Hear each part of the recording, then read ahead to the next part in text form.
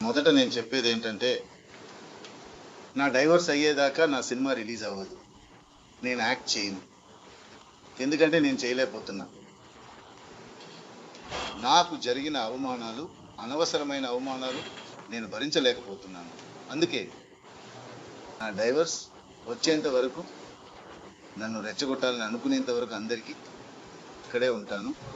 రండి, రెచ్చగొట్టి చూడండి. ఇక నేను సాధువును కాదు, ఏం జరిగితే అది చూద్దాం. మిగతావి నా పని విషయాలు ఎలా సరిచేయాలో నేను చూసుకుంటా. ఇన్నాళ్ళు నాతో ఉన్న మీ అందరికీ చాలా థ్యాంక్స్.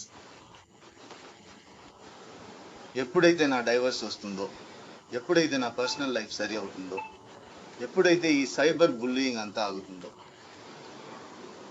అన్నీ చూస్తున్నా, అన్నీ నా దగ్గరికే వస్తాయి. నాకంటూ ఉన్న కొద్దిమంది టీం ఉన్నారు.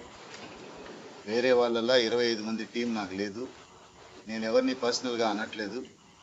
ఎందుకంటే ఇది వేరే హీరోల గురించి కాదు, సినిమాకి దీనికి సంబంధం లేదు. ఇది నా పర్సనల్ లైఫ్.